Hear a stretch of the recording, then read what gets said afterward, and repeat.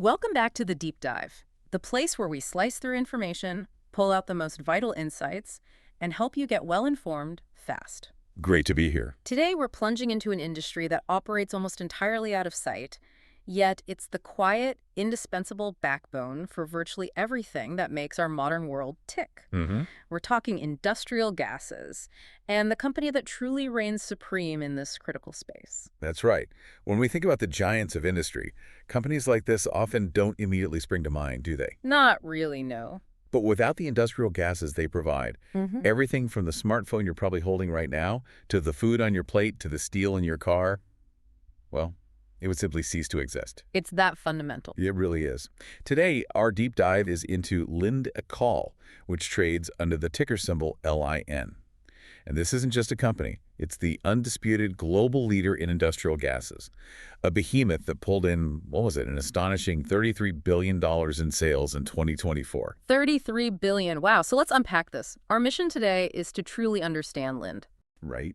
We're going to peel back the layers of this complex business, grasping its dominant position and figuring out why it's considered a high-quality compounder. Which means a company that just consistently grows and compounds value over time. Exactly. Even though it operates in what, to many people, might seem like a fairly mundane, maybe even boring industry. Yeah, gases don't sound glamorous. Not exactly. Yeah. We'll be extracting the core insights from a comprehensive fundamental analysis report we've got here, exploring Linde's unique business model, its incredible financial resilience, its, let's call them bulletproof competitive advantages, and the powerful growth drivers shaping its future.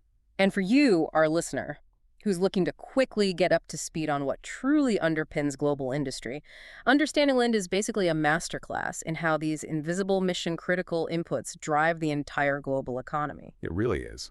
As we go through this, really consider just how foundational these gases are to almost everything around you.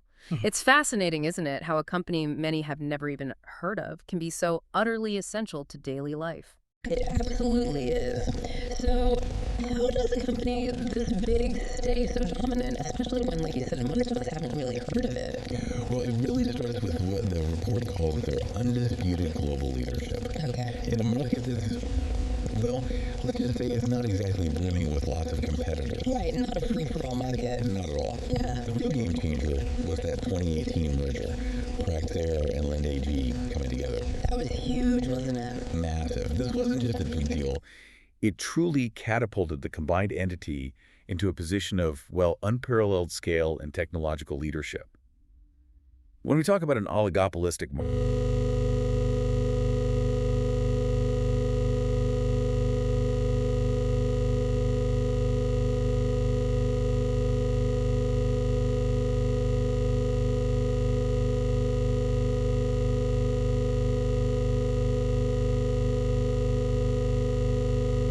What does that mean in practice? It means this isn't some fragmented industry where companies are constantly trying to undercut each other on price just to win a bit of business. Right. No race to the bottom. Precisely. Instead, they compete on being absolutely indispensable, on reliability, on having the best technology, on unmatched service. Okay, so value, not just price. Absolutely. And this translates into incredibly stable market conditions and very predictable, very healthy pricing for the leaders. Linde specifically operates what's described as a highly resilient business model. Resilient. We hear that a lot with them. And for good reason. It consistently generates predictable, high-quality earnings and just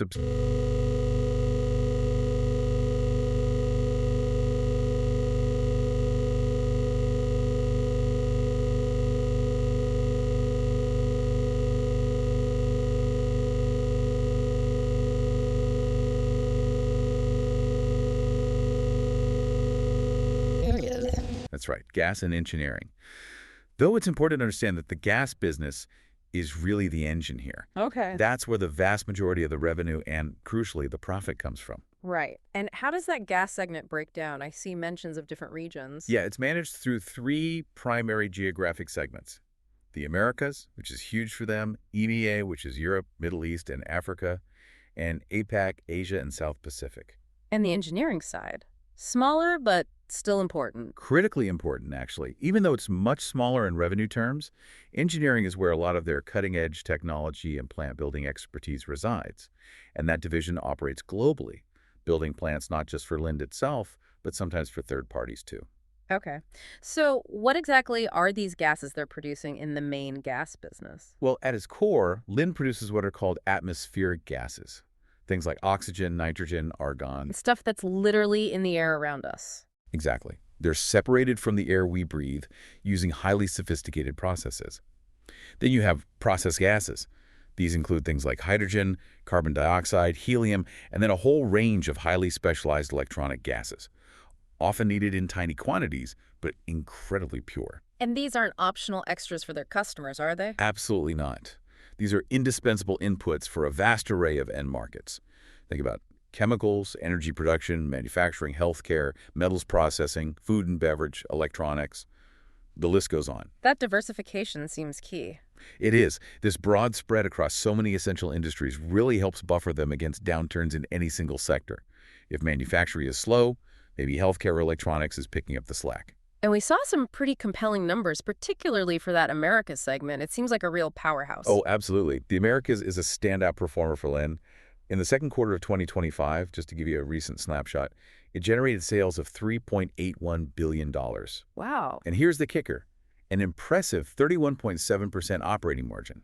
Over 31 cents profit on every dollar of sales? That's strong. It's exceptionally strong. And that's been driven by good pricing discipline and solid volumes, especially into the electronics sector and the chemicals and energy markets there. And EMEA wasn't far behind, right? I saw a number maybe even higher for a recent quarter. You did.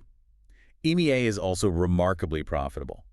In the first quarter of 2025, it reported an operating margin of 35.5%. 35.5%. And it really highlights their exceptional pricing discipline. They managed to achieve that even while offsetting some softer volumes in sectors like manufacturing and metals in the region. They hold the line on price. And APAC, Asia Pacific. Also very solid. Q2 2025 showed sales of $1.66 billion and a margin of 29.6%. Again, consistent pricing strength was the story, even with some softness in manufacturing. India actually was mentioned as a particular bright spot for their merchant volume growth. So strong performance across the board, really underscoring how effective those regional operations are. Okay, so they're producing these vital gases. But how do they actually get them from their plants to all these different customers? I understand there isn't just one way. No, and this is where their tiered supply model really shines. It allows them to optimize delivery for very different customer needs and scales. There are basically three modes: on-site, merchant, which is also called bulk, and packaged, which means cylinders. Okay, 3 tiers. Yeah, and this allows Linde to efficiently serve the entire spectrum. From the absolutely massive industrial complexes needing a continuous huge supply, right down to small local workshops that might just need a single tank now and then. It sounds very tailored. It is. Yeah. And this tailored approach is crucial for optimizing how they use their assets, their plants, their trucks, and for expanding that network density we'll talk more about. Let's start with on-site. That sounds the most permanent, most integrated. It absolutely is. And it's the bedrock, the absolute foundation of their business stability. On-site supply is designed for customers with huge continuous gas requirements. Think steel mills needing vast amounts of oxygen, massive chemical plants, large oil refineries. The industrial giants. Exactly. What Linde does here is they actually construct, own, and then operate a dedicated gas production facility, maybe an air separation unit, ASU for oxygen and nitrogen, or a steam methane reformer, SMR, for hydrogen directly on the customer's property or immediately adjacent to it. So the factory is right there. Right there. And the gas is then delivered via a direct pipeline. People often call it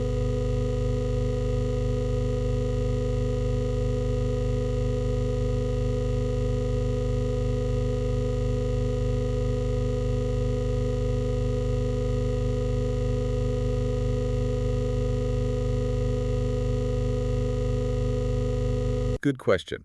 For those mid-volume customers where demand doesn't quite justify building a dedicated on-site plant, Linde uses the merchant or bulk supply mode. Merchant or bulk, how does that work? Here, they supply liquefied gases, Think liquid oxygen, liquid nitrogen, liquid argon.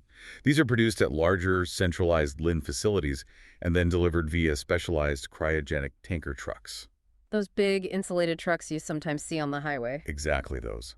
The liquids are then stored in large insulated tanks at the customer's site and vaporized back into gas for use as needed. That sounds logistically intensive. It is. And importantly, it's geographically constrained.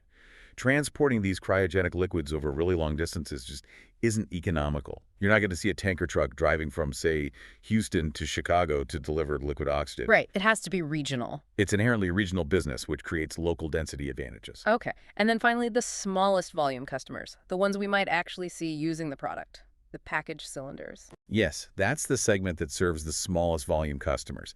They get gases compressed into high-pressure cylinders or maybe bundles of cylinders called cylinder packs. Like for welding shops or hospitals. Exactly.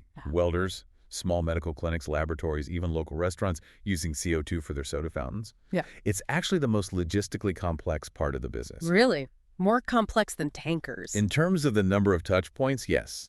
It involves a vast network of fill plants, distribution centers, trucks making many stops, and often retail outlets, too. It's very high touch. But it must be important for their overall reach. Absolutely crucial. Well, While it might seem fragmented, this segment is vital for building deep customer relationships across the entire market and for establishing that overall network density that supports their whole business model. It allows them to optimize delivery routes and serve even tiny customers efficiently, often alongside larger deliveries. okay, that makes sense. So we have these different supply modes. You mentioned the contracts for the on-site model provide stability. How exactly do these contracts create such, well, incredible revenue predictability for Linde? This is really the heart of it. This is the primary source of Linde's powerful economic moat and that revenue predictability everyone talks about. The moat being the protection against competition. Exactly. Think about it. These gases are absolutely mission critical for the customer. A factory literally cannot run without them. Right. But crucially, the cost of the gas itself is often only a small fraction of the customer's overall operating costs. So reliability is way more important than pinching pennies on the gas price. Precisely. The assurance of a reliable, uninterrupted supply is paramount. The cost of a shutdown dwarfs any potential savings on gas. This dynamic allows Linde to secure incredibly favorable long-term contracts, especially for the on-site business. Which functions almost like a utility, you said? It does. To justify the immense capital expenditure, hundreds of millions of dollars sometimes, to build a plant specifically for one customer, Linde secures contracts that typically run for 15 to 20 years. 15 to 20 years, that's a long commitment. It is. And these are not simple supply agreements. They are complex, multifaceted contracts designed for maximum stability for Linde. And what are the key features? I think I remember you mentioning take or pay. Yes, take-or-pay clauses are absolutely critical. They're incredibly clever, almost like an insurance policy for Linde's revenue. That's so. Imagine a power company guaranteeing that even if a factory using its electricity shuts down for maintenance for a month, they still get paid for a minimum amount of electricity they were ready to supply. Okay. That's basically take or pay for Linde. It means the customer is typically obligated by contract to pay for a minimum volume of gas each month, regardless of whether they actually consume that much. Wow, so even if the customer's demand drops, Linde still gets paid. Up to that minimum level, yes. This guarantees a baseline level of revenue for Linde and significantly de-risks their massive upfront investment in building the plant. That's huge. Are there other key features? Yes. Many contracts also include fixed fees. Think of this as an annuity-like revenue stream, specifically designed to cover the capital cost of the plant itself. This fee is often independent of volume consumed or even commodity prices. Just a steady payment for the asset being there. Exactly. And then, crucially, these long-term contracts almost universally include cost pass-throughs. Cost pass-throughs, meaning Linde doesn't get squeezed if energy prices.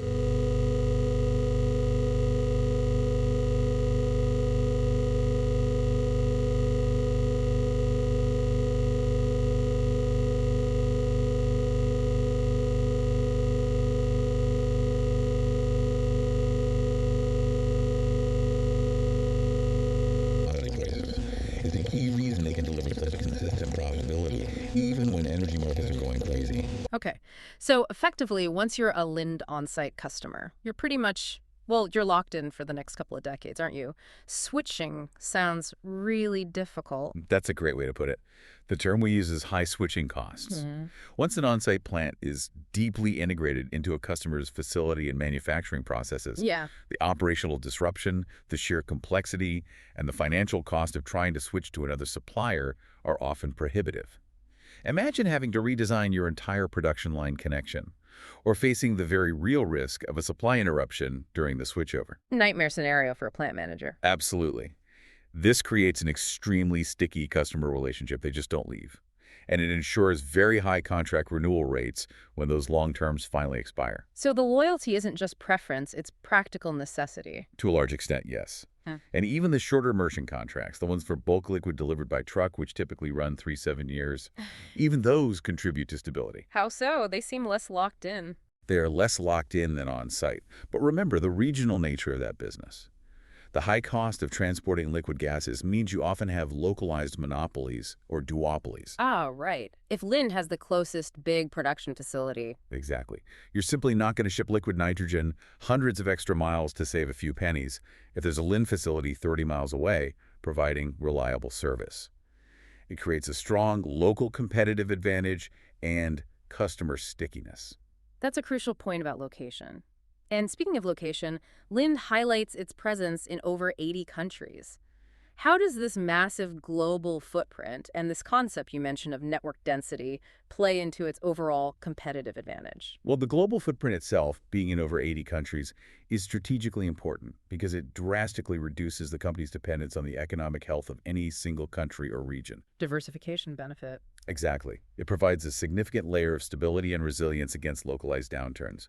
But the network density part, that's where it gets really powerful strategically. Okay, tell me about network density. In key industrial corridors, think about the U.S. Gulf Coast with all its chemical plants and refineries, or the Rhine-Ruhr industrial heartland in Germany.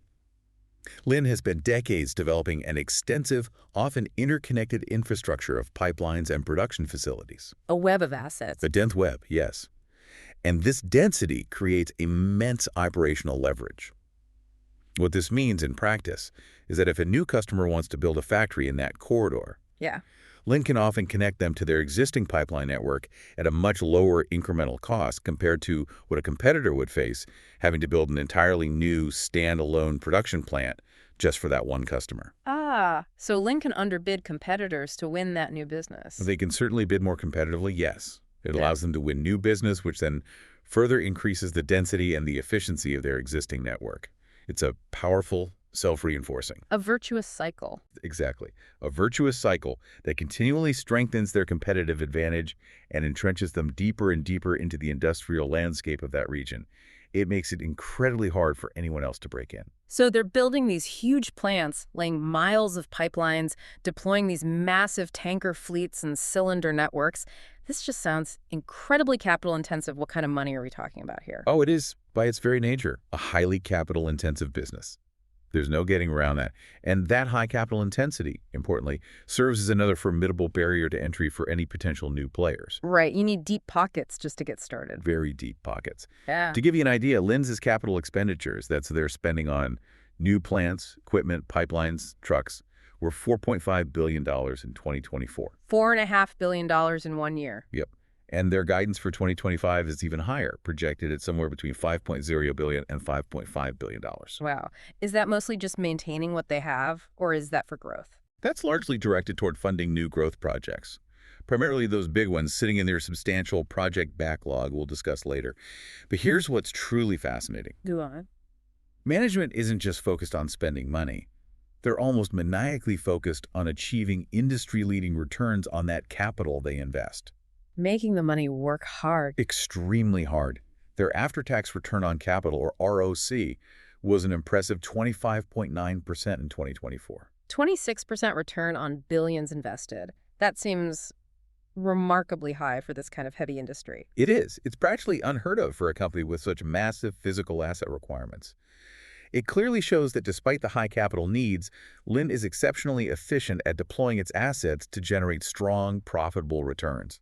They're not just big, they're smart about how they spend. Okay, that makes perfect sense. Let's shift gears slightly now to the broader picture, the industry dynamics and those competitive moats we've touched on that truly seem to set Linde apart. So just how big is this global industrial gases market overall, and what's really driving its growth? Right, context is important. The global industrial gases market is, well, it's huge. It's a mature but still steadily growing industry. Estimates put the market size somewhere around $105 to $109 billion in the 2023-2024 timeframe. 100 billion plus. That's significant and growing. Yes, projections show a pretty healthy compound annual growth rate, CIGR, somewhere in the range of 5.5% to maybe 7.4% through the end of the decade, 2030. Okay, so potentially reaching, what, $170 billion or so? Exactly. Somewhere in the $172, $173 billion range is what some forecasts suggest. And importantly, this growth isn't just being propelled by the usual cyclical industrial demand, the general ups and downs of the global economy. There's more to it. Increasingly, yes, it's being driven by powerful, long-term secular drivers. These are trends that are less dependent on the immediate economic cycle. Okay, what are these powerful secular drivers? That sounds like the kind of long-term structural tailwind investors like to see. Absolutely. Think of them as fundamental shifts happening in the global economy that are creating new, sustained demand for industrial gases. First and foremost, the energy transition is enormous. Decarbonization. Exactly. The global push for decarbonization is creating absolutely massive demand for hydrogen, particularly low-carbon or green hydrogen, as a clean fuel source to replace fossil fuels in heavy industry, things like steelmaking, chemicals, transportation, and also for carbon capture, utilization, and Storage CCUS technologies to capture CO2 emissions from industrial plants. And Linde is positioned well for this. Perfectly positioned. Industrial gas companies like Linde are right at the next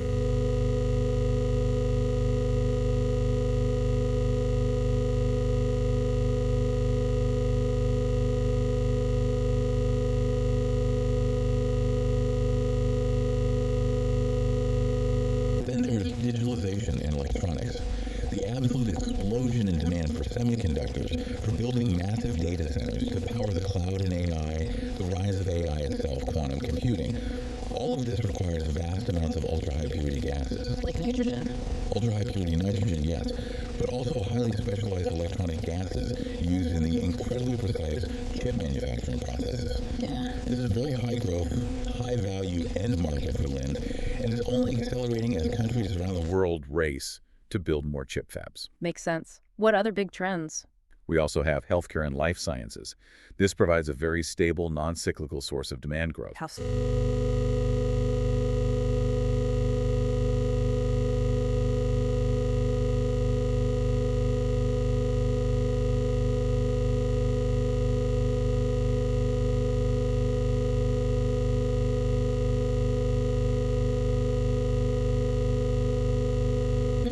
Regardless of the economy. Pretty much. And even food and beverage is a notable driver. Consumer trends towards fresh, convenient, and packaged food are increasing the use of industrial gases. Like putting nitrogen in chip bags. Exactly, that's modified atmosphere packaging, or MAP, which uses nitrogen or CO2 mixes to extend shelf life. Also, flash freezing using liquid nitrogen to preserve food quality, and of course, beverage carbonation using CO2. All growing applications. Interesting. Anything else? Finally, there's the ongoing industrialization of emerging economies. Particularly in the rapidly growing Asia-Pacific region, the development of new factories, infrastructure, and industries continue.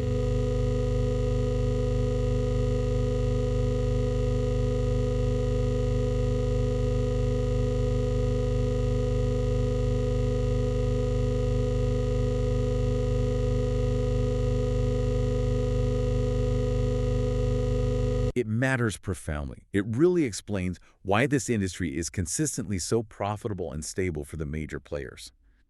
This market is effectively dominated by just a handful of large, sophisticated global companies. The big three. Essentially, yes. The top three companies, Linde plc, the French company Air Liquide SA, and the U.S.-based Air Products and Chemicals, Inc., collectively control approximately 77% of the entire global market. 3/4 of the market between just three companies. Pretty much. And Linde is the definitive market leader with an estimated 33% share globally. Air Liquide is close behind with around 29%, and Air Products has about 15%. Okay. And why does that concentration matter so much? Because this high level of concentration fosters what we call rational competitive behavior. There's that phrase again. Right. Instead of engaging in destructive price wars that would just erode everyone's profits, these major players tend to compete primarily on non-price factors. Things like reliability, can you guarantee supply 24/7/365? Technology, do you have most efficient production methods? And service, how well do you support the customer's needs? So they focus on winning those big long-term contracts by being the best, most dependable partner, not necessarily just the cheapest option. Exactly. And this is why you see such a remarkably stable pricing environment and consistently high profitability across the industry, especially for the leaders like Linde. It's a key characteristic that sets this industry apart from many others. What I find truly fascinating, though, is why it's apparently so incredibly difficult for anyone new to even think about entering this market. And competing with Linde or Air Liquid, what are these economic moats that effectively protect them? They sound formidable. They are formidable. The economic moats protecting these incumbents.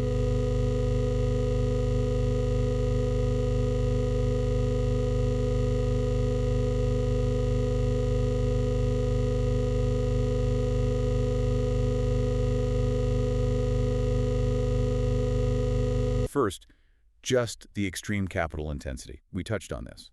The cost to build just one world-scale air separation unit or a modern hydrogen production facility can easily run into the hundreds of millions, sometimes even billions of dollars. Billions with a B. Yes. A new entrant would need to deploy absolutely immense amounts of capital just to establish even a minimal footprint in one region. And getting financing for such a massive, long-term, uncertain investment, especially without already having customer contracts lined up, is incredibly challenging. Okay, so sheer cost is number one. What's next? Second, that network density we discussed earlier is a colossal barrier. Hey. Incumbents like Linde operate these dense, integrated pipeline networks and distribution systems in key industrial clusters around the world. The web we talked about. Exactly. This existing infrastructure provides enormous economies of scale and logistical efficiencies that a newcomer simply cannot replicate quickly or without decades of gradual investment. This network effect is a powerful, self-reinforcing competitive advantage. It allows Linde to serve existing and new customers within that network more efficiently and cheaply than someone starting from scratch. Making it almost impossible for a new player to compete on cost or service in those core regions. Very, very difficult, yes. Third, there's the issue of the locked-in customer base. Those 15, 20-year contracts? Precisely. The most attractive, highest volume customers, the ones a new entrant would ideally want to target, are typically already tied into exclusive, long-term on-site supply contracts with incumbents like Linde. This severely limits the addressable market for any new player looking to gain a foothold. They can't just walk in and sign up the best customers. Those customers are effectively off limits for potentially decades. Okay, cost, network, locked-in customers. Yeah. What else? Fourth is technological expertise and patents. These companies have decades of accumulated research and development behind them. This has resulted in vast portfolios of proprietary process technologies and patents related to gas separation, purification, application technologies, plant design, you name it. Linde Engineering alone, for example, holds over 1,000 process engineering patents. So you can't just easily copy their tech. No, you can't just buy this deep know-how off the shelf. It creates a significant technological hurdle for any aspiring competitor. They're always innovating to stay ahead. Makes sense. And the last one. And finally, reinforcing the contract point are the extremely high customer switching costs, especially for those on-site customers. We talked about the disruption. Exactly. Switching suppliers isn't a simple administrative change. It involves immense operational risk. What if the new supplier isn't reliable? It might require expensive plant redesign to connect to a different supply source. And there's the very real threat of a costly production shutdown during the transition period. So why would a customer ever take that risk? They generally wouldn't, unless there was a catastrophic failure by the incumbent or some truly game-changing massive cost saving, which is unlikely given the oligopoly structure. This makes customer relationships incredibly sticky, and contract renewal rates are typically very, very high. There's a powerful deterrent to even trying to poach customers. So it really sounds like customers are deeply reliant on these gases, almost trapped in a good way by the reliability and integration.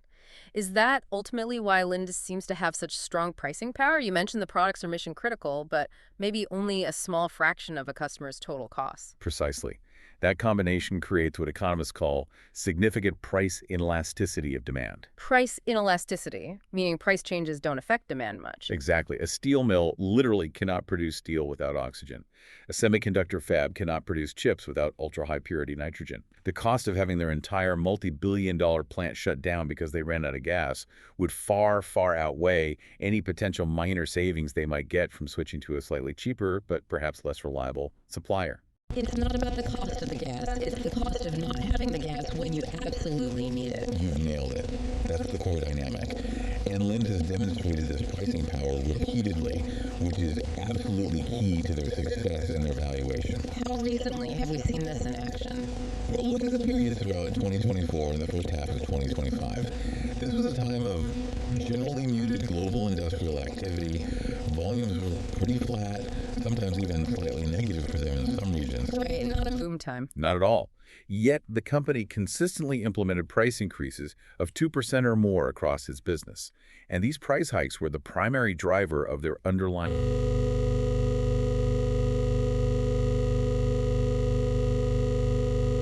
Essentially, yes, because the price increases more than offset any volume weakness and cost inflation.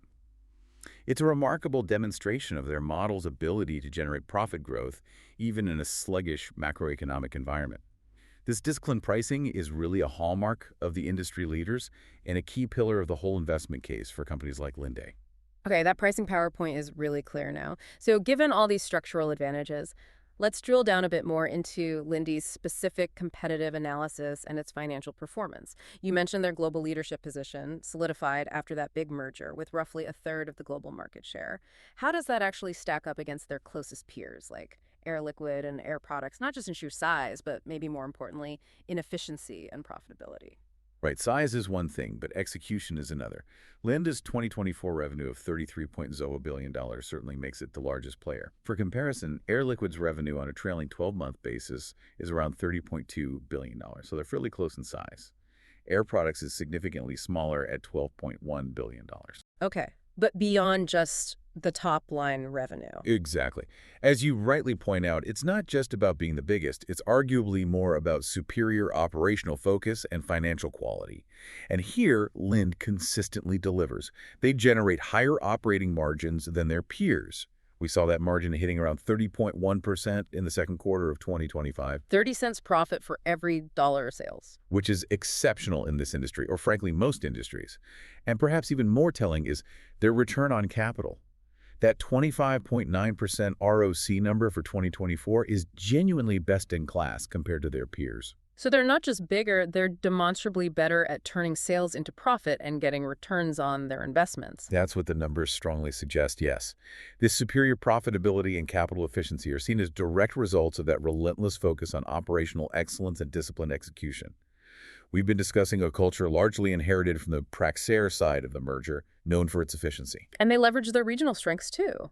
Absolutely. They've established particularly strong, dense positions, especially in the Americas, and their ongoing strategy is clearly focused on continuing to leverage that network density for a significant sustainable cost advantage in those key markets. Let's just quickly reinforce those sources of competitive advantage again. We've talked about them individually, the scale, the network, the contracts, the tech.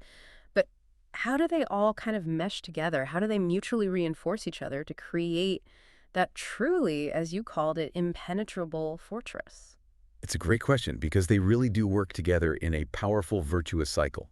It's not just one thing, it's the combination. Okay. First, you have that unmatched scale and network density. Linde's sheer size gives it immense purchasing power, especially for energy, which is a huge cost, and for equipment.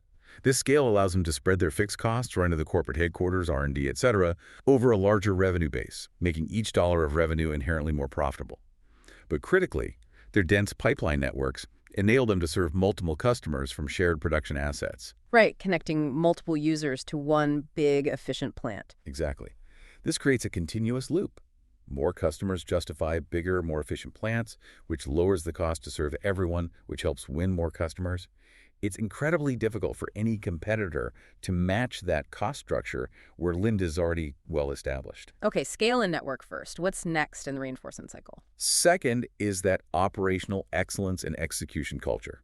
This is absolutely key, and is widely seen as a legacy strength from the highly efficient Praxair operating model that was implemented across the merged company.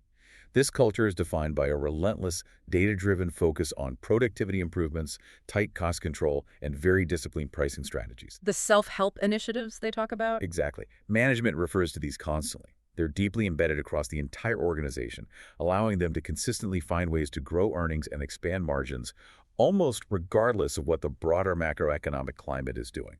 You see this directly reflected in their industry-leading margins and returns on capital. It's not luck, it's process. Got it. Culture of efficiency. Third. Third is the technological leadership and engineering prowess. We mentioned the Linde engineering division. It's genuinely a world-class asset. It provides a significant technological edge with its huge portfolio of process engineering patents and its experience building over 4,000 complex plant projects globally. So they can build better, more efficient plants. Yes. This in-house expertise allows Linde to develop and deploy the most advanced and efficient gas production technologies. This is a critical advantage, especially for winning those large, complex, next-generation projects, particularly in emerging high-value fields like clean hydrogen production and large-scale carbon capture. Having the best tech matters. Okay, and the final piece of the reinforcement puzzle. And finally, tying back to the beginning, is the customer integration and high switching costs. That on-site business model in particular creates exceptionally strong, durable customer relationships. By building and operating mission-critical production facilities directly at a customer site under those very long-term contracts, They become almost part of the customer's operation. Deeply integrated into that customer's manufacturing process, exactly. The absolutely essential nature of the gas supply, combined with the significant operational disruption and financial cost of switching, effectively locks in those key customers for decades, leading to those very high contract renewal rates as a powerful competitive blocker that protects their core revenue base. So it all feeds back into itself. Scale enables density, density lowers costs, culture drives efficiency, tech. wins new projects, contracts lock in revenue. It's quite a machine. It is a very well-oiled, self-reinforcing machine, yes. And despite these deep long-term relationships with presumably some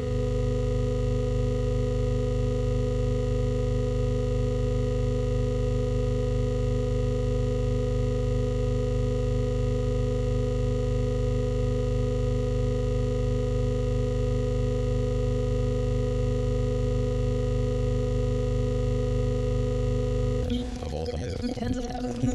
Yes. From those industrial giants we discussed, right down to small local businesses buying a few cylinders a month. This broad diversification across customers and also across end market sectors means they're not overly reliant on the specific fortunes of any single large customer or any particular economic sector hitting a rough patch. So if the chemical industry slows down, maybe electronics or healthcare is doing well. Exactly. It provides a significant layer of risk mitigation. And importantly, even for the smaller customers, it's often not just transactional sales. Because of the reliability required and the embedded nature of gas supply, even smaller relationships tend to be long-term partnerships. Those high switching costs and the need for absolute reliability ensure a very sticky customer base overall, providing a stable and predictable foundation for the entire business, smoothing out bumps from any one specific industry. Okay, let's turn to their historical financial performance now.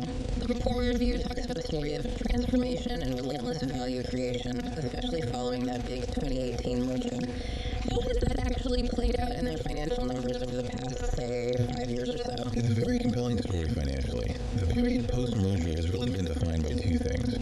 The successful integration of the two giants, which is never easy, and the rigorous application of that disciplined Praxair operational and capital allocation model Across the entire combined And entity, the results. well, revenue has grown steadily, climbing from around $27.2 billion in 2020 up to $33.0 billion in 2020.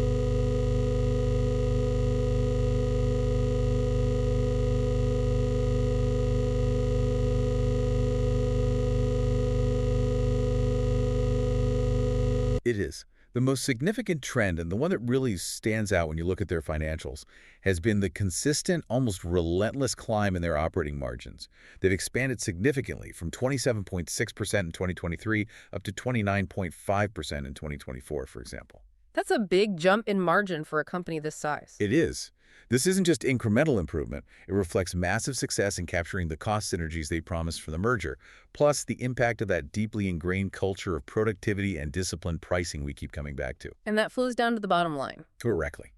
This margin expansion has translated directly into strong growth in adjusted EPS, that's earnings per share, adjusted for any one-time merger costs or other unusual items. Adjusted EPS grew from $14.20 in 2023 to $15.51 in 2024.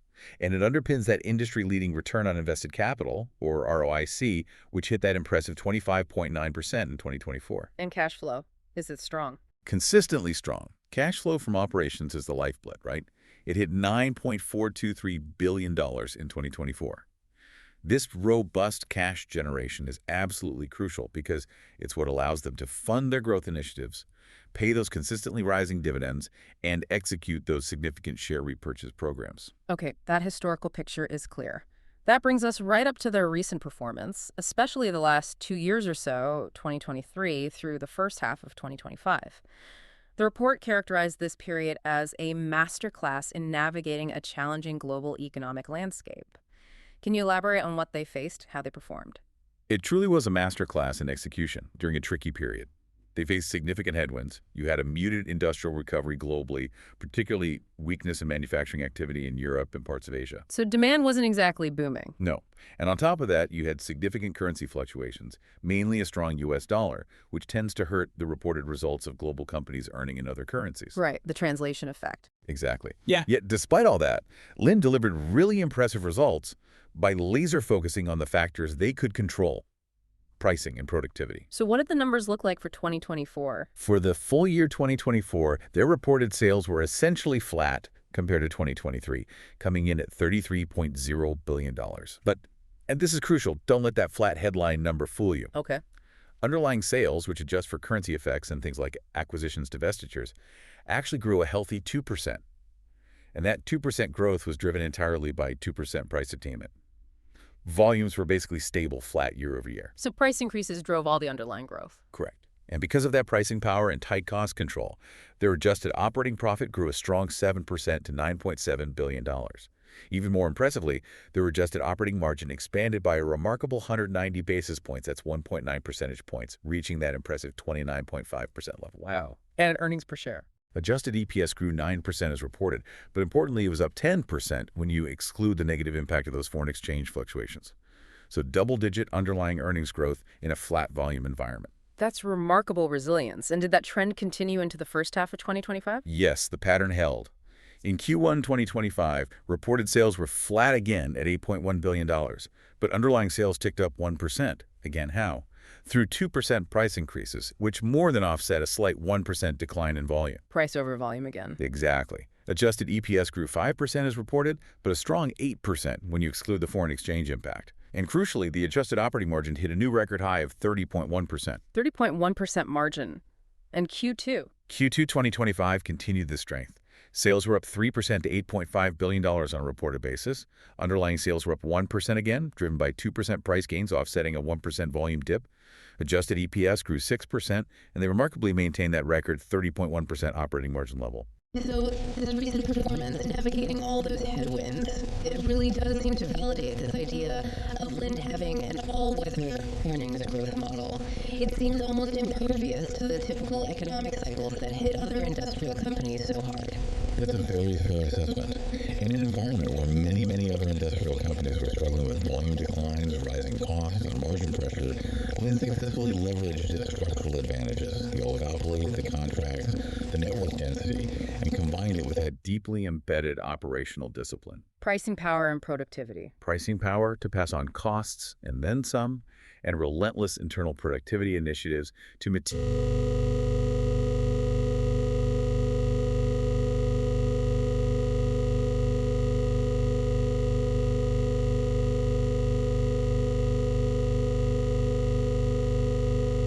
Okay, let's shift gears now towards the future. Growth opportunities and how Linde allocates its capital. How are they positioning themselves for future growth? It sounds like they're balancing their steady, reliable core business with investing in some of these newer, exciting trends we talked about. That's exactly right. Linde employs a multifaceted growth strategy. It cleverly combines the steady, defensive base growth generated by its core industrial gas business. Think small expansions, winning standard contracts with targeted, strategic, but very disciplined investments in those high-potential secular growth trends we discussed earlier, like clean energy and electronics. And what gives them an edge in pursuing these new opportunities? What's critical here, and what really gives them an edge, is their incredibly disciplined approach to project selection. They don't just chase every shiny new object, and because of this discipline, they've built up a massive and, importantly, largely de-risked backlog of new projects. De-risked how? De-risked because these aren't just potential projects or memoranda of understanding. These are largely projects where contracts have been signed, customer commitments are secured, and often the final investment decision has been made. This backlog provides very clear, almost unparalleled visibility into their future growth trajectory for the next several years. Visibility is key. You mentioned the energy transition earlier, hydrogen, carbon capture. You said it was perhaps the biggest long-term growth catalyst for them. It is, without a doubt, the single most significant long-term growth catalyst identified for Linde and its peers. Linde is uniquely positioned here. They are already a global leader in producing, processing, storing, and distributing hydrogen. They've been doing it for industrial purposes for decades. So they have the experience. Decades of it. And they have capabilities across the entire value chain, thanks to both their gases and their engineering divisions.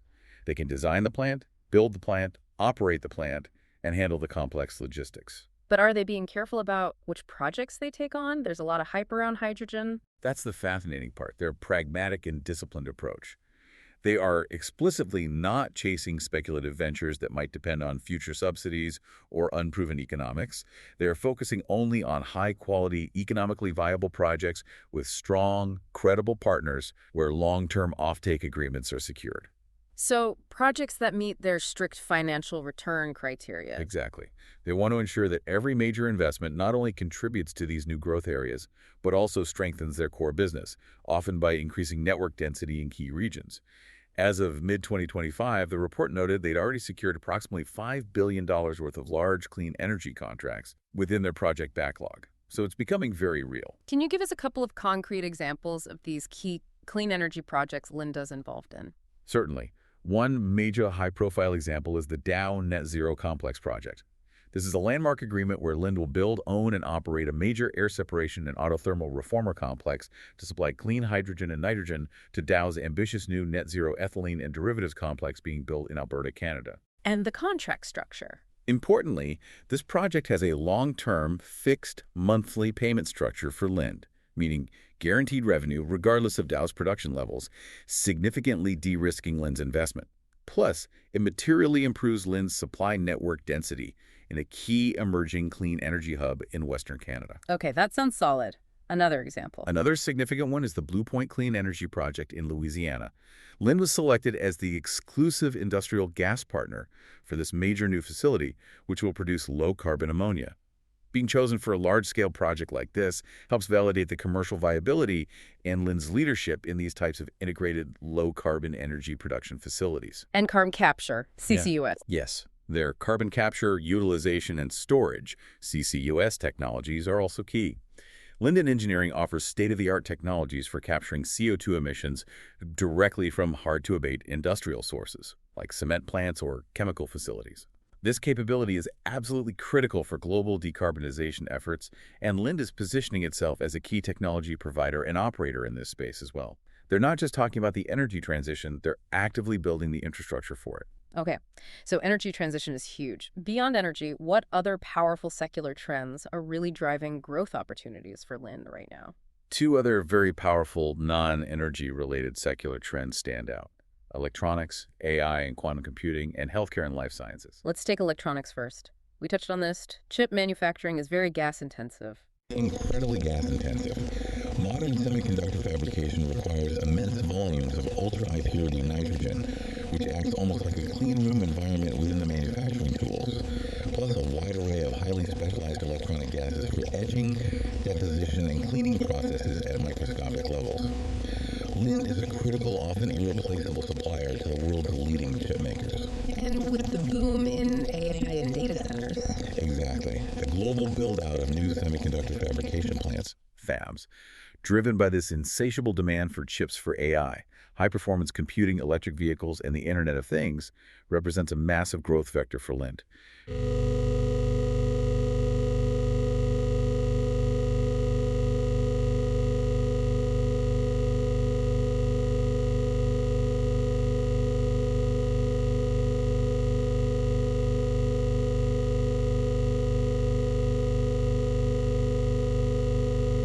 Expanding access to healthcare and more advanced medical treatments in emerging markets.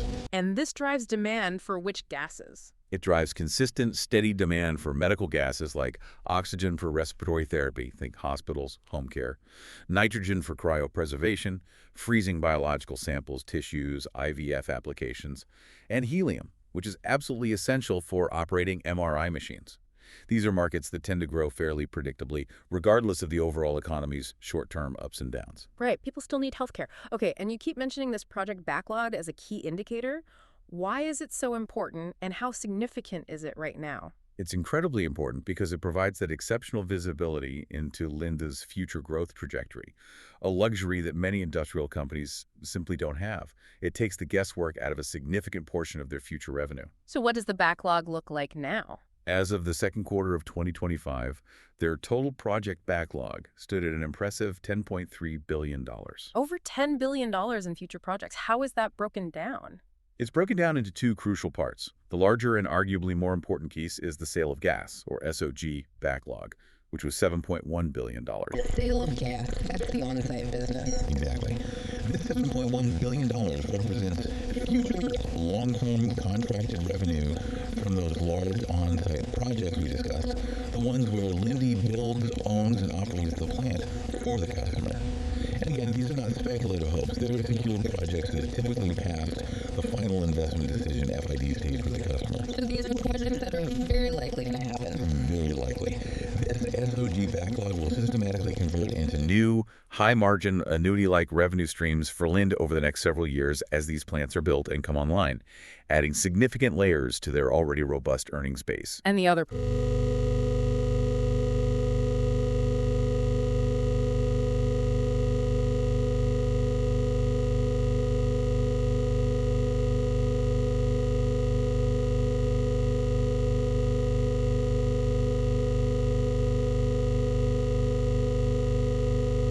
What's in that backlog matters. Absolutely. Management is very disciplined about what projects they include, and the fact that the SOG backlog alone has more than doubled in just over 4 years really speaks volumes. It represents tangible, de-risked, high-quality future earnings growth that investors can see and track. It's like having a confirmed order book stretching out for years into the future. That's powerful. Now, beyond these big game-changer projects in the backlog, are they still making smaller, more routine strategic investments to enhance their core merchant and packaged gas businesses? Oh, absolutely. While the huge projects in clean energy and electronics grab the headlines, Linde continues to invest significantly over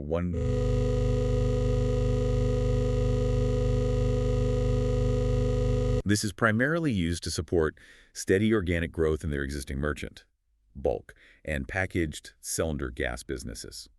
Things like expanding existing air separation units that serve multiple customers, building new fill plants for cylinders, upgrading their distribution fleets, or funding smaller on-site projects that might not be individually massive, but collectively enhance their network density and efficiency in key regions. So continuously strengthening the core. Yes. And alongside this organic investment, they also pursue a very shrewd strategy of small bolt-on or tuck-in acquisitions, usually as smaller, independent local gas distributors. Buying up local players. Why? In 2024 alone, they signed 18 such deals, adding approximately $200 million in annualized revenue. These deals are often immediately synergistic. Linde can integrate these smaller operations into their larger, more efficient production and distribution network, improving profitability while also expanding their customer reach and density in specific local markets. It's a smart way to consolidate fragmented parts of the market. Okay, so with all this cash being generated from operations and these various investment opportunities, what's Linde's overall philosophy on capital allocation? How do they decide where to put their money? It sounds like they have a very clear framework. They do. Their approach to capital allocation is really a cornerstone of their investment thesis and a major reason for their premium valuation. It's characterized by a very clear, disciplined, and highly shareholder-focused framework. They consistently communicate a hierarchical, three-priority framework that guides every capital allocation decision. Okay, what are the priorities? Priority number one, above all else, is to preserve a strong balance sheet. This is their highest priority. They are absolutely committed to maintaining a strong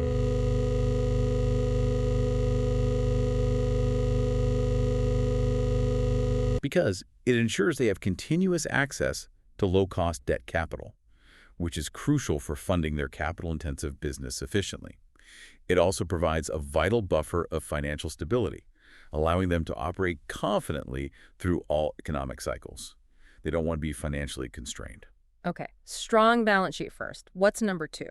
Priority number two is to grow the dividend annually. This is presented as a non-negotiable commitment to their shareholders. They aim to deliver a reliable and consistently growing dividend payment year after year, providing a predictable income stream for investors. Got it. Dividend growth is key. Third priority. Priority number three is to fund high-quality growth. After securing the balance sheet strength and the dividend commitment, they allocate capital to all accretive growth projects, meaning projects expected to increase earnings per share that meet their stringent internal risk and return criteria. This primarily involves funding the construction of those projects sitting in their large, de-risk sale of gas backlog. So reinvesting in the business where it makes sense. Exactly, but only in projects that meet their high standards. And then finally, there's a fourth step, although it's more of an outcome of the first three. Which is? Return all surplus cash via share repurchases.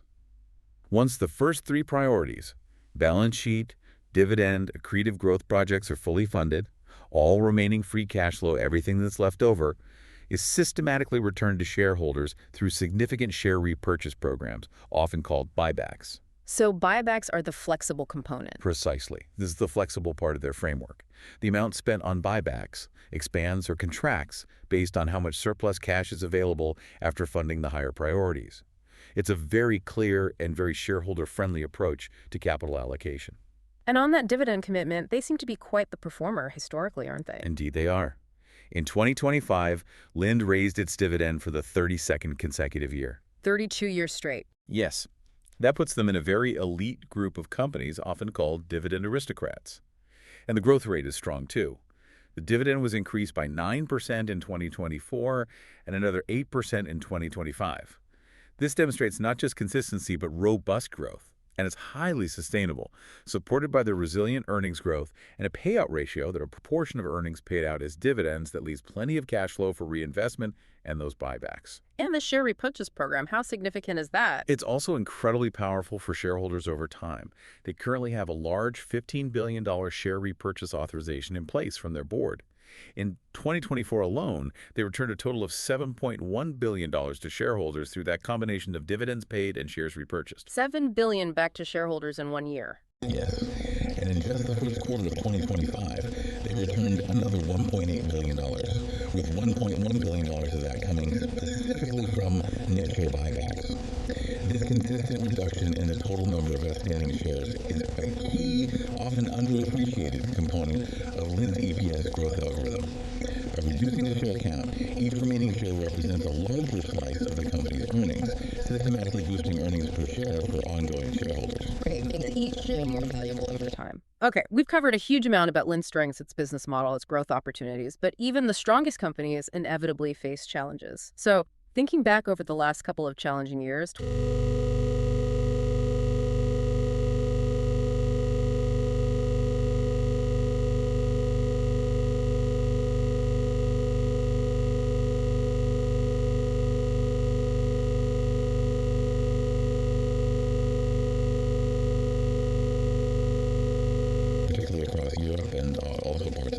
which meant weak demand for gases. Which naturally resulted in flat or even slightly negative volume growth for industrial gases in those regions.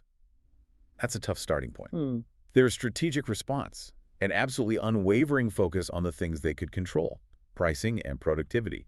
By successfully implementing those price increases, they more than offset not just cost inflation, but also the impact of those weak volumes, enabling them to consistently drive underlying sales growth and, remarkably, margin expansion. what other challenges did they navigate? Well, geopolitical tensions were certainly a factor.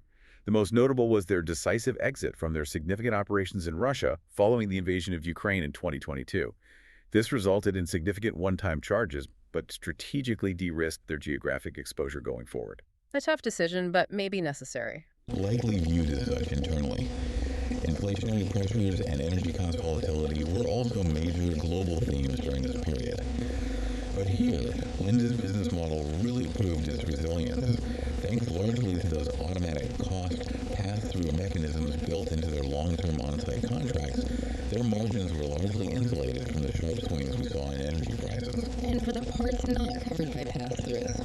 In the merchant and package segments, where contracts are shorter or less structured, their disciplined and proactive pricing actions managed to protect profitability effectively. They didn't absorb the cost increases, they passed them on. And the last headwind you mentioned earlier.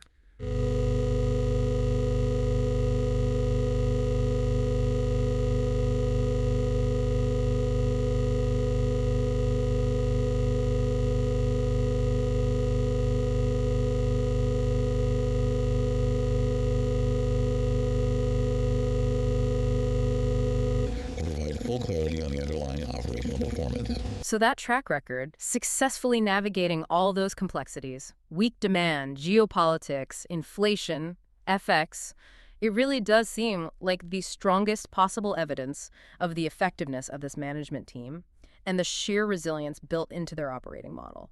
I think that's a very fair conclusion based on the results they delivered during a challenging period for many global industrial companies. But even with all that impressive performance and resilience, no company is risk-free.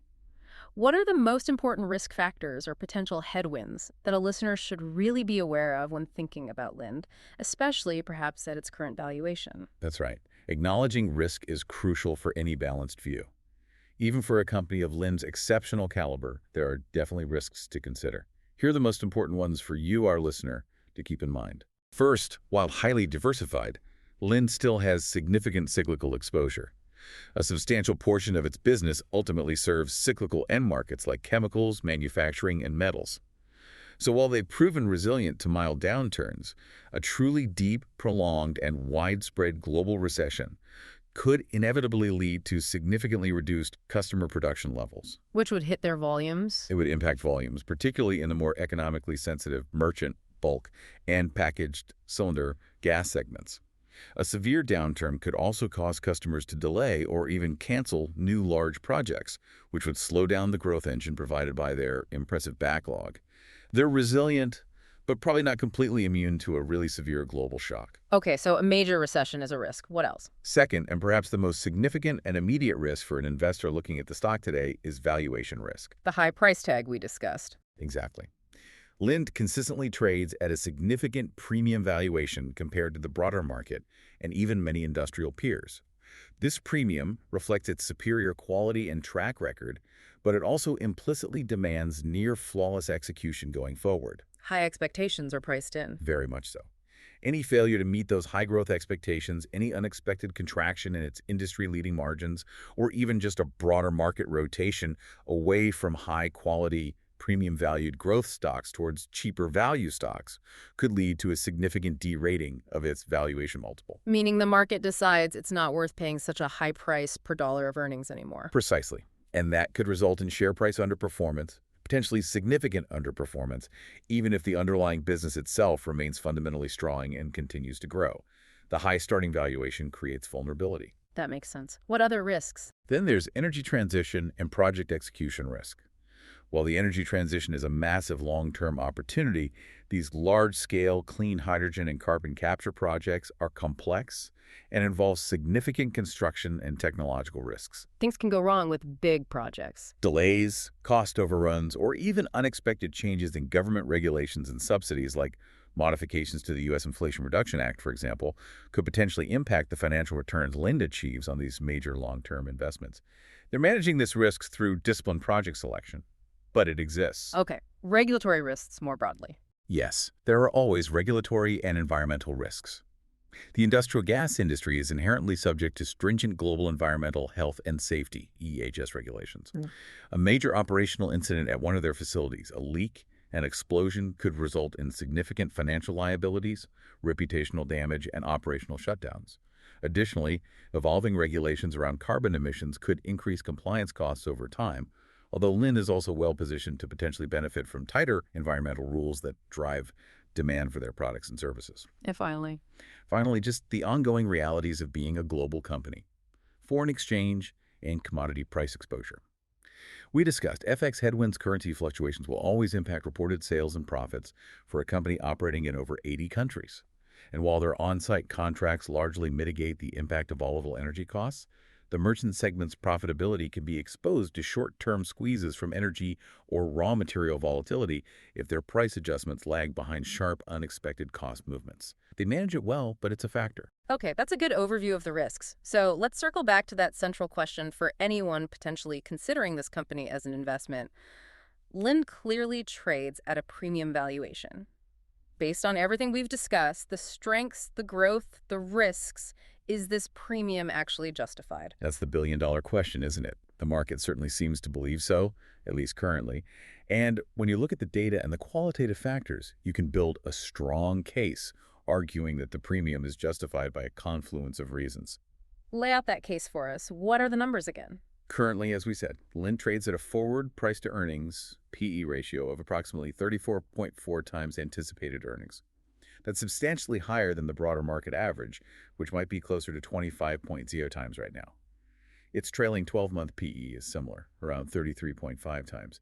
And other metrics, like its enterprise value to sales multiple of around 7.6 times, are also well above its historical 5-year average of about 6.2 times. Yeah. So yes, by multiple measures, it looks expensive relative to history and the market. Even compared to its closest peers. Interestingly, Air Products is sometimes traded at an even higher trailing PE multiple, maybe around 40 times recently. However, analysts generally consider Linde's overall financial quality profile, its consistency, its margins, its returns on capital to be more robust and reliable than Air Products. So Linde's premium feels perhaps better supported by fundamentals. Okay, so what are the core arguments for justifying that premium valuation? I think it boils down to several key factors that investors are willing to pay up for. First, Superior profitability and returns. Those industry-leading operating margins consistently hovering around 30% and that return on capital near 26% demonstrate a truly superior.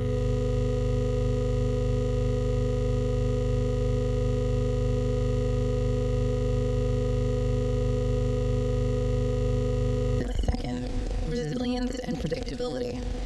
The annuity-like cash flows generated by their long-term contracted business model make Linde feel like a relatively safe haven investment, especially in uncertain economic times. The remarkable predictability of their earnings and cash flow quarter after quarter is highly valued by investors seeking stability. predictability commands a premium. Got it. Third, disciplined and visible growth. Linde offers a rare combination. Its growth isn't just speculative, it's underpinned by that massive De-risked project backlog that provides clear, tangible visibility into earnings growth for years to come. This blend of defensive stability combined with clearly visible structural growth is rare. Exactly. And finally, you can't discount the proven management and execution. The current management team has an impeccable track record. They successfully integrated the largest merger in the industry's history, they've consistently delivered on their financial commitments, and they've expertly navigated very challenging macroeconomic environments. This inspires a very high degree of investor confidence. They've earned the market's trust, and that trust translates into a willingness to pay a premium valuation. Okay, that's a compelling case for the premium. But what about the dividend yield? Currently, it's around 1.3%, maybe 1.4%. For some listeners focused on income, that might seem a bit modest for such a high-quality established company. How do we square that relatively low current yield with the idea that this is a high-quality compounder? That's a fair point. A 1.3% yield might seem low compared to, say, a utility stock or a telecom company, but it's really important to understand why the yield is low. It's primarily a function of Linde's high share price, not because they aren't paying out a decent or growing amount of cash. So the numerator, dividend per share, is growing nicely, but the denominator, share price, has grown even faster. Precisely. For investors looking at Linde, the focus should really be less on the current dividend yield percentage and much more on the consistent growth of that dividend. As we mentioned, they just delivered increases of 8 to 9% annually, and they have that incredible 32-year history of consecutive raises. Linde is a premier dividend growth story, not necessarily a high-yield story right now. So the value comes from the total return. Exactly. The real value proposition here is the total return, which combines that robust, reliable dividend growth with the steady capital appreciation that typically comes from owning a high-quality business that is consistently growing its earnings per share over the long term. It's a true compounder, where the consistent growth in both earnings and dividends over time generates significant wealth rather than just providing a high upfront income stream. Okay, that clarifies the dividend perspective. Let's try to pull all these deep insights together now and address some of the most critical questions a listener might still have as they process everything we've discussed. First off, just to reiterate, how truly resilient is Linde's business model during economic downturns? Can it genuinely weather a significant storm? Based on its structure and track record, it's exceptionally resilient, arguably one of the most defensive business models you can find in the entire industrial sector. This resilience comes from that powerful combination of reinforcing factors we've hammered home. The contract. Its bedrock is those long-term 15 to 20-year take-or-pay fixed-fee contracts, especially in the on-site business, with those automatic cost pass-throughs. This creates a core annuity-like revenue stream that is largely insulated from both typical economic cyclicality and volatile commodity prices. Diversification. Plus, their broad end-market diversification across many sectors, including defensive ones like healthcare and food and beverage, provides stability. Combined with the absolutely mission-critical nature of their products, customers simply cannot operate without these gases. It creates highly inelastic demand. And pricing power. And as we saw so vividly demonstrated from 2023 through mid-2025, their proven pricing power allows them to push through price increases even when volumes are weak, which directly drives profit growth. It's a model fundamentally built to withstand turbulence better than most. Okay, so if I'm understanding this right, they've essentially built this nearly impenetrable fortress around their core business. Now, looking forward, what's their real competitive positioning in that rapidly growing hydrogen economy we talked about? Is it just hype surrounding them, or are they genuinely positioned to lead? They are genuinely positioned to be a leader, but importantly, with a disciplined, pragmatic approach, not a hype-driven one. Linde already possesses existing global leadership in traditional hydrogen production and distribution for industrial uses. They have the experience. Full value chain capability. Yes, their combined gases and engineering divisions provide them with full value chain capability. They can design the complex hydrogen production plants, whether blue hydrogen with carbon capture or green hydrogen via electrolysis. They can build them efficiently, they can operate them reliably, and they manage the complex storage and distribution logistics. And their strategy avoids the hype. Their strategy, as articulated by management, is notably disciplined and de-risked. They are focusing only on high-quality projects with strong partners where long-term contracts are secured, like the Dow and Blue Point facilities we mentioned. They are specifically avoiding purely speculative ventures that might rely on future technology breakthroughs or uncertain subsidies. This, combined with their technological advantages in efficient hydrogen production and handling, puts them in a very strong, credible position to capture a significant share of the real, economically viable opportunities in the clean energy transition over the long term. Makes sense. And thinking about management again, how effectively have they actually navigated all the recent industry challenges? We've seen a lot of turmoil globally in the last few years: inflation, supply chains, geopolitics. Their execution and navigation have been, frankly, exemplary, truly a masterclass in managing through complexity. They faced that perfect storm: muted global industrial demand impacting volumes, soaring inflation impacting costs, extreme energy price volatility, significant geopolitical disruption from the war in Ukraine, and those persistent adverse currency movements. A lot to handle. A huge amount. Yet the management team executed their playbook almost flawlessly. They leveraged their structural pricing power to more than offset cost inflation. They drove internal productivity initiatives relentlessly to protect and even expand margins.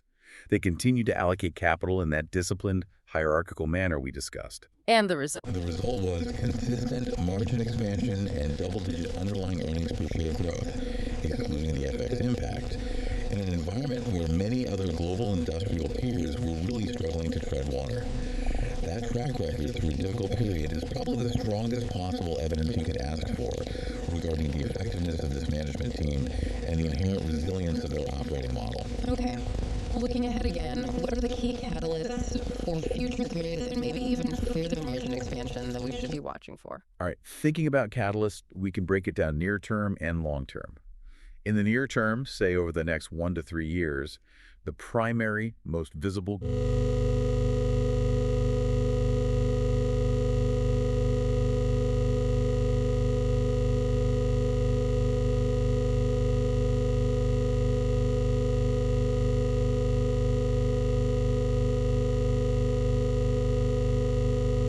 continued pricing discipline, assuming rational industry behavior holds, ongoing productivity gains from their internal programs, and the steady accretion of the EPS boost from their systematic share repurchase program will provide further margin support and consistent bottom line growth. And longer term, beyond the current backlog. Long term, beyond the visibility of the current backlog, say 3 years and out, the growth story will be increasingly driven by those major secular trends we identified. Primarily the energy transition business, the massive multi-decade investment cycle in hydrogen and carbon capture projects globally. Second, the continued expansion of the electronics industry, fueled by AI, data centers, and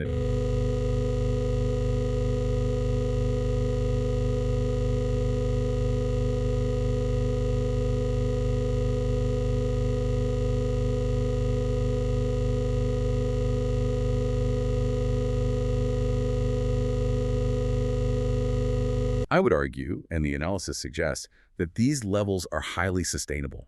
They aren't likely the result of some temporary cyclical peak or unusual conditions. Instead, they appear to be the direct outcome of Linde's durable structural advantages. The oligopoly market structure, the incredibly high barriers to entry, the protection of their long-term contracts, their network density edge, combined with that deeply embedded operational culture focused on efficiency.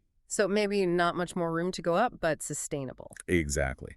While there might be a natural ceiling to achieving further significant margin expansion from these already very high levels, these best-in-class profitability metrics are likely to remain at or near their current elevated levels for the foreseeable future.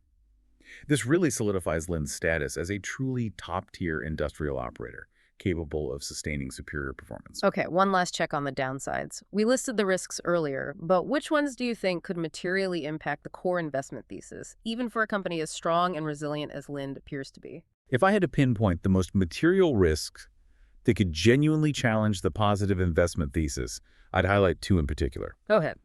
First, as we discussed, is valuation risk. This is probably the most immediate and tangible risk for someone considering buying the stock today. The shares trade at a substantial premium, pricing in continued excellent, near-flawless performance. Any operational misstep, any failure to meet guidance, or simply a broader market sentiment shift away from premium-valued stocks could cause that valuation multiple to contract sharply. This could lead to significant share price underperformance. Regardless of the company's solid underlying fundamentals, the entry price matters. So the biggest risk might be overpaying. That's certainly a key risk at current levels. The second major risk, though perhaps less likely in the extreme, is the potential for a truly severe, prolonged global recession. Worse than what we've seen recently. yes, something much deeper and more synchronized across all major economies than the recent slowdowns. While Linde's business model is incredibly resilient, it is probably not entirely immune to a scenario like that. Such a severe downturn would likely curtail industrial production volumes significantly across all regions, hitting even their base business. It could also lead to widespread delays or even cancellations of major new projects in their backlog, which would challenge their growth algorithm and inevitably pressure their Financial results. It's a tail risk, perhaps, but one to acknowledge, even for a fortress like Linde. Okay, that's a clear summary of the key risks. So let's wrap this up. What does this all mean for you, our listeners?